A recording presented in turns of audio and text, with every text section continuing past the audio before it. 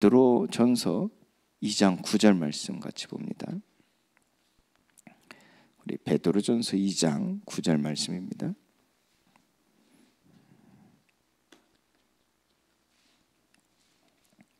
우리 한 절 말씀 같이 봅니다.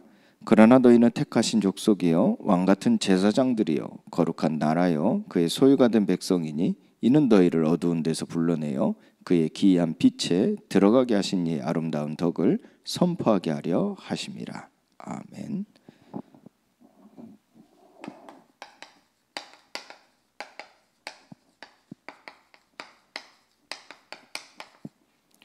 오늘 저와 여러분들을 하나님께서는 이와 같이 보신다 말씀하시는 겁니다.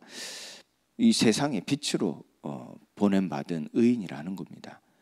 우리가 하나님이 나를 이와 같이 보신다면 우리는 이와 같이 살아내는 것이죠. 어떻게 가능하겠습니까? 성령 충만 받으면 됩니다. 하나님은 오늘도 우리에게 성령을 받으라 하시고 그 성령이 내게 임하였음을 누리라 하시고 그 성령을 힘입어 현장으로 나아가 이 세상에 빛이 되라는 겁니다. 자, 이 말씀을 우리가 믿고 우리가 이 말씀 속에서 살아간다면 하나님은 그 말씀대로 우리의 모든 걸음, 우리의 모든 만남 속에 역사하실 겁니다. 자, 우리에게 말씀하셨죠.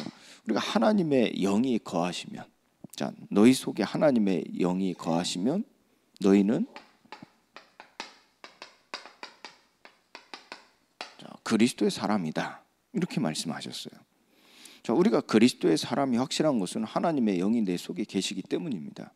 우리가 이걸 믿는다면 하나님은 내 속에 계신 그 영광을 먼저 내 마음의 빛으로 나타낼 것이고 우리가 가는 모든 걸음 속에 하나님은 그 빛을 영광으로 나타내실 겁니다.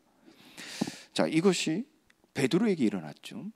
사도행전 3장 1절부터 10절 말씀에 보면 자, 하나님의 영이 부활의 생명 되신 예수님이 자, 이 베드로에게 찾아오셔서 그 속에 계시는 겁니다. 그 속에 계시니까요. 이 베드로가 완전히 달라졌어요. 그 전에는 베드로가요. 예수님을 3번씩이나 부인했던 사람이죠. 그런데 그리스도의 영이 그 속에 계시니까요. 완전히 달라진 겁니다. 이것을 베드로가 실제 누린 바가 무엇입니까? 제9시 기도 시간에. 자, 이 기도 시간에 누린 겁니다. 그래서 자, 내게 있는 나사렛 예수 그리스도 이름. 그 이름으로 일어나 걸으라 그랬죠. 자, 내게 있는 그 누림입니다. 오늘 우리가 이 비밀을 찾아야 되겠죠. 그러니까 내 속에 있는 내게 있는 비밀 이걸 누리는 겁니다. 그랬더니요. 안진뱅이가 일어났다니까요. 그게 무슨 말입니까? 뭐 실제 안진뱅이가 일어난다라는 의미보다도요. 뭐 실제 그럴 수도 있고요. 하나님이 하신다면. 그것은 무엇입니까? 하나님께서 하나님의 영광을 나타내신다는 겁니다. 그 영광을 나타내실 때가 언제입니까? 그리스도가 나타날 때입니다. 그걸 우리에게 보여주시는 바죠. 자, 이게 또 사도행전 8장에서는 4절 8절에서 특히요. 이 빌립 이 빌립 집사가요. 이 기름 부음 받은 자입니다. 기름 부음 받은 자. 또 지금 표현대로 하면 평신도입니다. 그런데 이 빌립이요. 사마리아 땅 아무도 가지 않는 가려 하지 않는 사마리아 땅으로 간 거예요. 왜입니까? 하나님 보시기에는 누구나 가요. 모든 사람이요. 자, 이게 빛으로 보냄받은 의인의 자세겠죠. 태도겠죠. 그는 그 의인으로서 가지게 되어지는 그리스도의 마음이겠죠. 자, 이 빌립이 갈 때요. 어떻게 해요? 이 하나님의 부르심이 있으니까요. 두루 다니며 그랬어요. 두루 다니며 이 복음의 말씀을 전할세요. 그때 많은 치유들이 일어났고요. 그때 구원의 역사 속에서 그 사마리아 성에 있는 모든 사람들에게 큰 기쁨이 있었다 그랬어요. 그런데 그들에게 자, 이 복음의 말씀을 전할 때 그들이 한 마음으로 그 말씀을 듣는다고 기록되어 있습니다. 자, 그것은 이 빌립의 상태입니다. 이 복음의 말씀을 전할 때 이 빌립에게 무엇이 있었다는 얘기입니까? 큰 기쁨이 있었다는 거예요. 먼저요, 이 빌립에게 큰 기쁨이 있다 보니까요, 그들이 한 마음으로 그 말씀을 들을 때 그리스도가 나타나니까 그들에게 큰 기쁨이 전해지는 거죠. 그래서 우리가 복음을 전하는 이 세상의 빛으로 보냄받은 의인에게 있어서 실제 비밀은 무엇이면 큰 기쁨이라고 그랬어요. 그래서 여러분들이 기쁨을 가지고 복음 전해보세요. 다릅니다. 내가 어떠한 책임감 때문에, 어떠한 기복적인 신앙 때문에 복음을 전하는 것과 내가 큰 기쁨 속에서 복음을 전하는 것과 완전히 다릅니다. 하나님께서는 하나님의 영이 거하시면 그리스도의 사람이다 하면 먼저 내 속에 누림이요, 그 비밀을 누림이요, 또한 내 안에 있는 큰 기쁨입니다. 그때 하나님의 역사, 그 영광이 나타나는데요, 어떻게 해요? 그리스도가 나타나는데요. 이게 우리가 가진 비밀이죠. 자, 그게 또 9장에서는 아나니아, 이게 다메섹에 있는 아나니아라는 제자. 이때요, 하나님께 그 전에 하나님의 택한 그릇이죠. 이 사울에게 대한 하나님의 계획 속에서 이 하나님의 일하심이 있었죠. 그걸 아나니아는 잘 모릅니다. 그렇죠. 1장에서 이 9절까지 일어난 사건을 아나니아는 잘 몰라요. 그런데 그 아나니아에게 예수님께서 찾아가셔서 말씀하십니다. 가라 그랬어요. 너는 이 다소에 가서 사울을 찾으라 그랬어요. 근데 이때 이미 사울이 누구인지를 아나니아가 알지 않았습니까? 그런데 그 전에 보세요. 그 전에 예수님이 부르실 때 아나니아가 어떻게 했어요? 주여, 자, 주여, 내가 여기 있나이다 그랬어요. 주여, 내가 여기 있나이다. 왜 말씀하셔서? 그러니까 이 아나니아, 이 누림이 있는 겁니다. 이때 하나님은 그 계획하신 그 일을 아나니아에게 맡기시는 거예요. 많고 많은 사람 중에 누구에게 맡기시겠습니까? 세상의 기준을 두고 뭔가를 많이 가진 사람이겠습니까? 지혜가, 물질이, 명예가 어떤 자리에 있는 사람에게 맡기시겠습니까? 아닙니다. 주여, 내가 여기 있나이다. 이게 빛으로 보냄받은 의인의 자세입니다. 그랬더니 하나님은요, 세계복음화할 바울을 붙이셨다, 사울을 붙이셨다니까요. 여러분에게 붙이실 줄 주님으로 축원드립니다. 언제요? 이 세상에 빛으로 보냄받은 의인이 될 때요. 자, 또 10장에서도 고넬료에게 그랬죠. 하나님 먼저 베드로입니다. 이 베드로를 세우실 때요, 그 비밀이 어디에 있어요? 베드로가 이제 찾아가서 고넬료 집에 찾아가서 이 복음의 말씀을 전하는데 이때 어떤 일이 났습니까? 하나님은요, 성령으로 그들에게 부어주셨어요. 성령을 그들에게 부어주셨다니까. 이게 언제 성취입니까? 베드로가 감람산에서 하나님 나라의 일을 듣고 마가의 집에 모여서 그 성령의 충만함을 체험하지 않았습니까? 그러면서 현장으로 나가가지고 베드로가요, 그게 예수님을 부인했던 베드로가 이 세상으로 나갔다니까, 현장으로 나갔다니까요. 그 부끄러움 많은 베드로가 현장으로 나갔다니까요.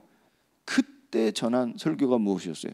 요엘서 2장에 나왔던 이 성령이 모든 육체에 부어주리니, 성령이 부어주실 것에 대한 예언을 한 겁니다. 하나님 말씀을 전한 거죠. 그래서 사람들에게는 예언으로 들린 겁니다. 자, 이것이 그대로 지금 이때 성취되어졌다니까.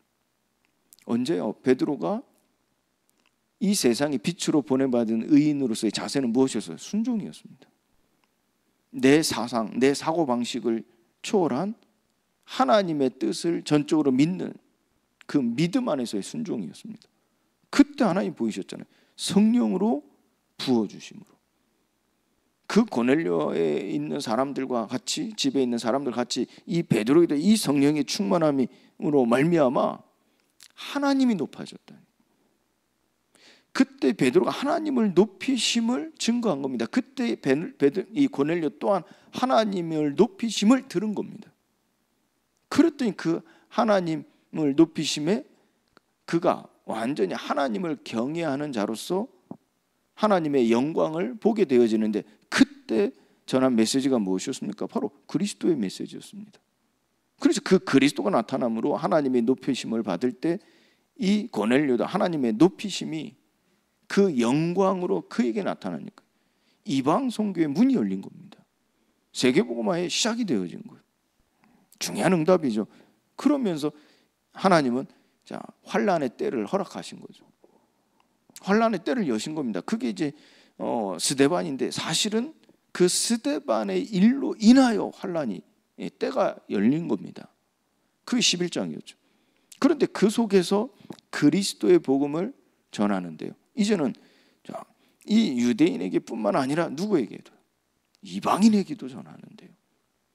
그들이 이 그리스도의 일이 이루어지는 그리스도가 나타나는 그곳에서 주의 손이 함께 하시는 그 응답이 그들에게 임하는 증거가 무엇이었습니까?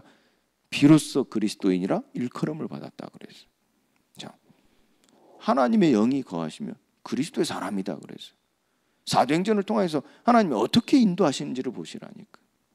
두 번째로 그리스도께서 내 안에 계시면 우리에게 영생이 있다 그래요.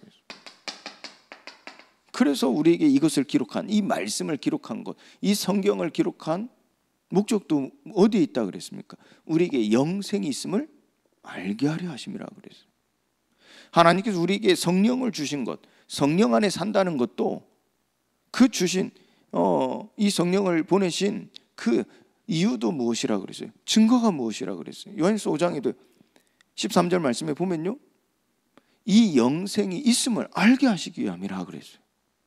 내 속에 그리스도의 영이 계시면 영생이 있다는 겁니다. 그래서 우리가 그 믿음을 통해서 확인하지 않습니까? 이 증거를 통해서. 그 증거는 우리에게 영생을 주신 것. 그렇다면 그 생명이 어디에 있냐 하는 겁니다. 기록에 보면 11절 말씀에 기록되어 있죠. 그리스도에게 있다 그랬어요. 그래서 12절 말씀에는요, 하나님의 아들 그리스도가 있는 자, 그리스도의 영이 계시면 생명이 있고, 아들이 없는 자에는 생명이 없다. 우리에게 분명히 말씀하시죠. 자, 그러면서 이것이 우리의 삶 속에, 우리의 현장에 어떻게 증거되어집니까? 마가복음 16장 17절 18절 말씀에 보면, 그 전에 이 복음이 전파되는데 그 복음 속에 무엇이 나타난 겁니까? 그리스도가 나타나는 거예요. 그러니까 이 그리스도의 일이 이루어지니까 사람들에게는 어떻게 느껴지죠? 표적입니다. 표적이 나타나는 거예요. 그 표적 속에 그 이름 앞에 만물이 복종케 되어지는 거예요. 모든 이름이 그 이름 앞에 무릎 꿇게 되어지는 거예요. 그러니 실제 그들에게 붙잡고 있는 마태복음 12장 29절의 말씀에처럼요, 강한 자들, 그 강한 자의 붙잡힘으로 인하여 오는 질병, 정신문제, 삶에 구속되어진 악한 영들의 흑암에 구속되어진 가난이라든지 소외됨이라든지 방치됨이라든지 완전히 버려짐이라든지, 그 원리로 얘기해보면요, 그 강한 자에게 붙잡힌 자들입니다.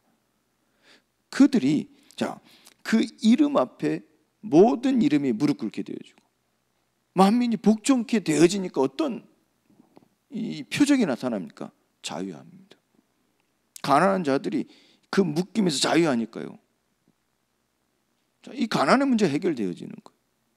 질병에 묶인 자들이 그 강한 자에서 자유하니까요, 치유가 일어나가지고 정신적인 문제, 이제 이 몸의 신체 실제 이제 뇌 문제가 아닌 사람들이, 그러니까 완전히 망가진 사람이 아닌 강한 자에게 묶인 자들은요, 나음을 잊게 되어지고, 자, 이런 표적이 나타나는 겁니다. 그러면서 이 세 방언을 말하게 되어지고, 다시 말해서 이들이 삶에 완전히 매여서 육신의 것에 먹을 거, 입을 거, 지금 현재 어떻게 살아남는 생존의 것들을 말하는 모든 말들이 어떻게 바뀌어집니까? 하나님의 일, 하나님 앞으로 이루실 일, 하나님의 약속, 소망으로 바뀌어지는 새 방언을 말하고, 그리고 어떤 상황 속에도 하나님의 뜻이 이루어지는 그 역사 속에 있음을 하나님 증거하시는 거예요. 하나님께서는 그 자녀들을 하나님의 자녀인 것을 친히 증언하신다 그랬잖아요. 그러니 해를 받지 아니함. 병든 사람에게 손을 얹은 나음을 잊게 되어지는, 자, 이와 같은 표적이 나타나는 겁니다. 하나님께서는요, 그것이 어떤 원리라 그랬어요. 그리스도의 영이 내 안에 계시면 내 안에 무엇이 있다고요? 영생이 있다고 그랬어요. 그 생명을 가진 자에게 그 생명이 또 다른 생명을 낳게 되어지는 것은 원리라 그랬어요. 하나님 이걸 알게 하시는 겁니다. 그랬더니 19절 20절 말씀에 보면요, 그들이 담대하게 나아간 거예요. 그런 환난의 핍박 밖에, 그런 방해, 여러 가지 걸림돌, 여러 가지 제한된 상황, 그걸 초월해 버렸어요. 초월해서요, 거침없이요 예수 그리스도의 복음의 말씀을 전하기 시작했다니까. 그때 하나님 역사하시는 거예요. 그 전하는 그 말에 하나님의 역사하시, 하나님 힘을 실어줘 버리는 거예요. 그랬더니 구원의 역사가 실제 일어나기도 하죠. 하나님의 영광이 나타나는 겁니다. 요한복음 12장 24절 25절 말씀에 많은 열매를 맺게 하시는 거예요. 그러면서 많은 열매가 맺게 되는 원리에 대해서 가르치지 않았습니까? 한 알의 밀, 한 알의 밀에 대한 비유를 통하여 말씀하시죠. 여러분들 농사 지어보신 분 아시죠? 씨 뿌리잖아요. 요정 심는 거 말고 씨 뿌리는 농사를 지어보시면 아실 겁니다. 그 씨를 땅에 뿌리는데요, 그 씨가 열매를 맺으려면 어떻게 해야 돼요? 그 씨가 죽어야 돼요. 그 씨가 본연의 모습은 없어져 버려요. 변해야 돼요. 만약에 심었는데 며칠 뒤에 몇 달 뒤에 땅을 봤는데 그 씨가 그대로 있어요. 그럼 그 씨가 죽지 아니하였기 때문에 그 씨 한 알 그대로 남아 있는 겁니다. 그 씨는 열매가 없죠. 그러나 그 씨가 죽으면요, 변하면요, 나중 되면요, 그 땅을 파고 올라와서요, 그 열매를 맺을 수 있는 가지가 나오고 나무가 되어 열매를 맺게 되어진다니까. 이 비유를 드시면 이처럼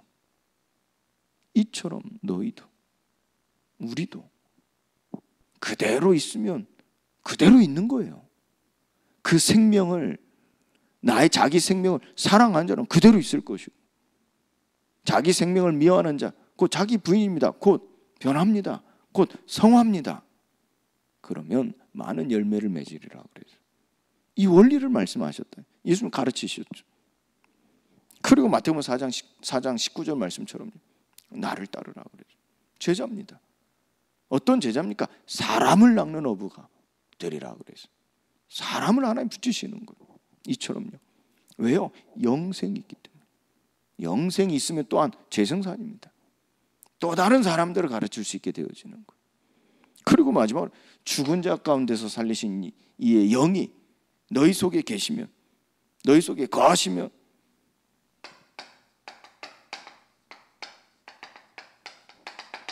죽을 몸도 살리신다 그랬어요. 그래서 에스겔 37장 1절부터 14절까지 말씀에서 우리에게 분명히 증거하고 있지 않습니까? 이 마른 뼈들이 가득한 현장에 이 뼈들이 능히 살겠느냐? 자, 주께서 하시면요, 살아나. 그래서 이 마른 뼈가 극히 큰 군대가 되어지. 그 원리가 무엇이었습니까? 그들에게 하나님 여호와의 말씀을, 복음의 말씀을 전하라 그래서, 대언하라 그래서. 그러니까 이 그리스도의 말씀, 곧 복음의 말씀이 되어낼 때 살아나는 거예요. 그리고 그게 다가 아니죠. 생기에게 대언하라 그래서. 그래서 그들에게 생기가 임하니까요, 그들의 힘이 붙는 거예요. 극히 큰 군대가 돼 일어나게 되어지는 거예요. 자, 우리에게도 마찬가지입니다. 죽을 몸도, 죽은 자 가운데 살리신 이의 영이 우리 속에 거하시면 우리 죽을 몸도 살리시리라 그래서. 우리가 볼 때는 안 돼, 저 사람 안 돼, 저 현장 안 돼, 어떤 사람은 저 교회 안 돼, 이런 말까지도 하는 사람들도 있어요. 그것은 하나님이 몸, 그리스도의 몸을 의미한다라기보다도 저 교회 속에 있는 사람들을 말하겠죠. 그 사람이 그렇게 얘기할 때는 아무리 그렇다 할지라도 죽을 자 가운데서 살리시는 이의 영이 그 교회 속에, 그 사람 속에, 그 현장 속에 계시면 죽을 몸도 다시 살아날 줄 믿습니다. 왜요? 살린 것은 영이니 육은 무익한 것이라. 내 말이 영이요 생명이라 그랬어요. 이 복음의 말씀을 통해서 모든 죽은 현장이 살아날 줄 믿습니다. 모든 죽은 영혼이 살아날 줄 믿습니다. 하나님께서는 우리에게 약속하시는 거예요. 그곳에 말씀과 복음의 말씀과 성령이 임하시면 죽을 몸도 다시 살아날 줄 믿습니다. 그걸 내게 적용한다면요, 내가 나에게 늘 있어야 될 게 무엇이겠습니까? 늘 강구해야 될 게 무엇이겠습니까? 복음의 말씀입니다. 그렇겠죠. 그리고 무엇입니까? 성령 충만입니다. 이 원리를 말씀하신 거예요. 죽을 몸도 다시 살아나게 하시는 이의 역사의 원리를 말씀하시는, 가르쳐 주시는 거예요. 복음의 말씀과 그리고 성령 충만입니다. 그러면 마른 뼈와 같은 내가 극히 큰 군대로 일어설 줄 믿습니다. 마른 뼈 같은 저 현장이요, 저 사람이요, 저 영혼이요, 극히 큰 군대로 일어설 줄 믿습니다. 믿으시길 주님의 이름으로 축원드립니다. 하나님 말씀입니다. 그래서 고린도전서 15장 51절부터 58절까지의 말씀에서 같이요, 변화합니다. 하나님 우리를 변화시키시는 거, 하나님 우리를 성화시키시는 겁니다. 그래서 어떻게 해요? 변합니까? 썩을 것이 썩지 아니할 것으로 변화되어지고, 우리의 몸입니다. 우리의 몸이요 썩을 것이라니까요. 그런데 우리의 몸이 썩지 아니할 것을 입게 되어지는 거예요. 그게 부활의 소망이거든요. 또 죽을 것이요 죽지 아니할 것을 덧입게 되어지는 거예요. 이게 부활의 소망이란 말이에요. 왜요? 사망을 삼키고 이기리라. 사망을 삼키기를 하신 그 말씀이 내 안에서 이루어지는 거예요. 그래서 변합니다. 우리 성화는요 다른 게 아닙니다. 성화가 뭐 도덕 윤리적 포함된 얘기입니다. 그러나 도덕 윤리적인 게 성화라고 하는 게 아닙니다. 성화되면 도덕 윤리적으로 우리가요 사람들이 보는 그 기준에 적합할 수 있어요. 그러나 성화 자체의 정의를 내려보면 도덕 윤리적인 모습으로 변화되는 걸 말하는 게 아닙니다. 성경에서 우리에게 가르치는 성화의 의미는요, 썩을 것이 썩지 아니할 것이 되는 거예요. 죽을 몸이 죽지 아니할 몸으로 변화되는 겁니다. 이것은 사망을 삼키고 이기리라 하신 말씀이 내 안에 이루어진 것이죠. 그래서요, 그리스도로 말미암아 승리를 주시는 하나님께 감사하리로다 그래서. 그러므로 형제들아, 견실하며 흔들리지 말고 항상 주의 일에 더욱 힘쓰는 자들이 되라. 이는 너희의 수고가 주 안에서 헛되지 않은 줄 알미라 그랬어요. 하나님께서 이처럼 우리에게 죽을 몸도 살아나는 원리에 대해서 가르치는 겁니다. 빛으로 보냄받은 의인이다 그랬어요. 오늘 저와 여러분들에게 이 빛으로 보냄받은 의인이라, 하나님께서 이 의인을 어떻게 사용하시는지, 하나님 이 의인을 통하여 어떻게 당신의 영광을 나타내시는지, 뭐 이 말씀을 통하여 우리는 배우는 것이죠. 그리고 그 속에, 그 하나님의 역사하심 속에, 그 일하심 속에 우리가 들어가는 것이죠. 여러분들의 걸음 속에 오늘 말씀대로, 말씀처럼 이루어지기를 예수 그리스도의 이름으로 축원드립니다. 하나님 감사합니다. 우리에게 증거를 주시고 믿는 자에게 표적을 주시고 많은 열매를 맺게 하시고 제자로서 많은 사람을 낚는 어부가 되게 하시는 하나님의 약속을 굳게 붙잡사오니 하나님 그리스도의 사람으로 영생이 있는 자로 죽을 몸도 살리신 이의 비밀을 가진 자로 오늘 또 우리 가는 모든 발걸음마다 생명의 빛이, 치유의 빛이, 그 구원의 역사하심의 그 흐름 속에 남길 제자가 세워지는 빛이 임하게 하여 주옵소서. 이제는 우리 주 예수 그리스도의 은혜와 하나님의 크신 사랑과 성령의 교통하심이 이 세상에 빛으로 보냄받은 모든 하나님의 자녀들 머리머리 위에 이제와 영원토록 항상 함께 계실지어다. 아멘.